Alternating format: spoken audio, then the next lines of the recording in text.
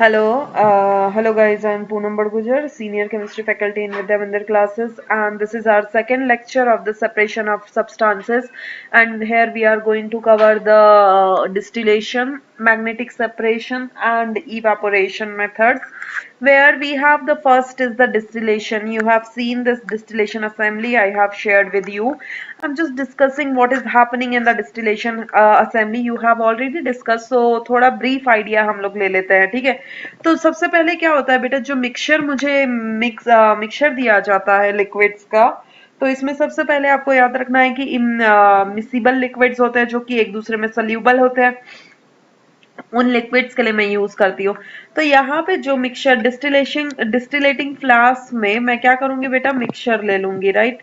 वो जो मिक्सचर है वो डिस्टिलेशन फ्लास्क में ले लूंगी। उसके बाद व्हाट विल हैपन, वो डिस्टिलेट को अब मैं बर्नर की हेल्प से हीट करूंगी। हीट किया मैंने इसे, what will happen that liquid is turns to vapours. अब ये वेपर्स बेटा ऊपर उठेंगे। Here is the temperature, thermometer is there to note down the temperature कि वो वेपर्स कब बन रहे हैं, राइट। अब वो वेपर्स बेटा will go and pass through this tube. This tube is known as the condenser, where the this part दूर वाला part is known as the water in. That means यहाँ से पानी अंदर जाता है and it will travel through this whole tube and this will water will come out. But जो ये middle portion है ना, इसमें पानी नहीं जा रहा, ये एकदम मतलब अपने आप को रोके हुआ, मतलब ऊपर का ग्लास शील्ड से कवर अप है, सिर्फ पानी ना ऊपर ऊपर से इसके ऊपर फ्लो हो रहा है। नाउ मेरा क्या होगा बेटा, यहाँ से ये वेपर्स इसमें से पास होंगे। अगर कंडेंसर में पास होंगे तो कंडेंसर में देखो ये वेपर्स गरम गरम है। This condenser is giving you the cool temperature, तो what will happen, this vapour will converted into liquid, right. Now this liquid will pass into this some other flask, right, that is the distillate. हमने इसमें cover कर लिया। अब ऐसे ही अगर इसके इसके मिक्सचर के अंदर में मान लो ए बी सी सब्सटेंसेस है, तो ए मैंने यहाँ पे मान लो पहले कवर अप कर दिया, फिर उसके बाद में दूसरा सब्सटेंसेस मैंने बी का, इसे फ्लास्क को हटा के दूसरा कलेक्ट कर लिया, देन इसे हटा के then third one I just collected. तो धीरे धीरे मेरे क्या होगा, मिक्सचर में से सब्सटेंसेस सेपरेट आउट हो जाएंगे। मैं डिस्टिलेशन कब यूज करती हूँ, जब बॉइलिंग पॉइंट में जो डिफरेंसेस होते हैं ना, बॉइलिंग पॉइंट में डिफरेंसेस क्या होते हैं बेटा, ग्रेटर देन 25 केल्विन होता है, तब जाके मैं डिस्टिलेशन यूज करती हूँ कि जहां पे बॉइलिंग पॉइंट में डिफरेंसेस लिक्विड्स के क्या है, 25 से ज्यादा है। क्योंकि देखिए ना, यहाँ पे आप कंटिन्यूअसली तो बेटा आप हीट कर ही रहे हो, तो वहां पे टेम्परेचर जिसका ग्रेटर देन 25 केल्विन होगा, वहां पे ये चीज यूज होगी, राइट। अब हमारे पास नेक्स्ट मेथड आता है obtaining the salt from the sea water. Sea water से सॉल्ट निकालने के लिए this is the amazing method. वहां पे क्या है, if you see you will see over here, you will see the छोटे छोटे fields over here, small fields are there, जिसमें क्या है बेटा, सी वाटर कलेक्ट कर रखा है, राइट। अब सन की रेज बेटा यहाँ से आएंगी, इनके ऊपर सन की रेज आएगी, that is basically the heat energy. तो हीट के कारण क्या होगा, ये वाटर क्या होगा बेटा, इवापोरेट हो जाएगा। वाटर इवापोरेट हो जाएगा। वाटर इवापोरेट होने के बाद what you will left with the salt.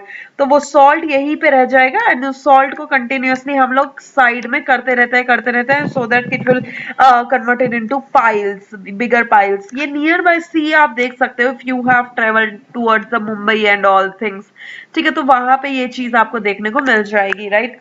Now this is sea from sea water, तो हमने सॉल्ट फ्रॉम सी वाटर, तो हमने मेथड कौन सा यूज किया है बेटा, इवापोरेशन। इवापोरेशन में मैंने क्या किया है, सी वाटर को इवापोरेट किया है। इवापोरेट करके किस में कन्वर्ट कर दिया, वो वाटर वेपर्स में कन्वर्ट कर दिया है। अब वो वाटर वेपर्स अगर हवा में चले गए तो सॉल्ट तो जमीन में ही रह गया, राइट। तो जमीन में सॉल्ट रह गया तो उसको कलेक्ट करो, प्यूरिफाई करो and it will goes to our home, right. Now we have the magnetic separation.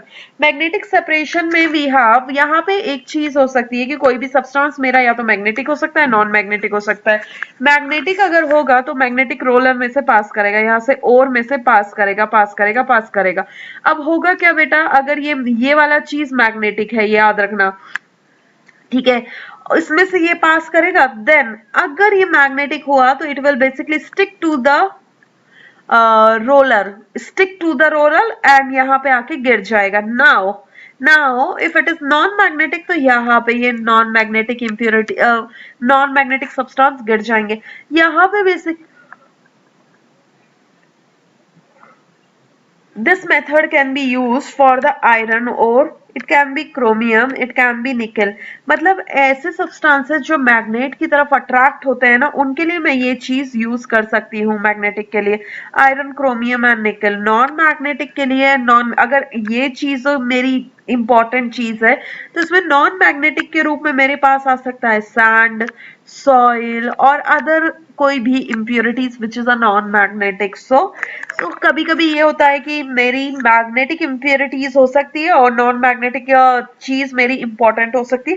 But here I am just considering कि ये मैं आयरन को सेपरेट करने के लिए यूज होती है, तो आयरन मेरा यूजफुल है और दूसरी चीज मेरी अनयूजफुल है और यूजलेस है. Right now guys we have almost all the techniques we have discussed in the this chapter. So revise the chapter again, and the whatever be the worksheets and the questions you have left with, do that one. If you are facing the problem, you can discuss with the group or in the Zoom session. Right, thank you so much guys.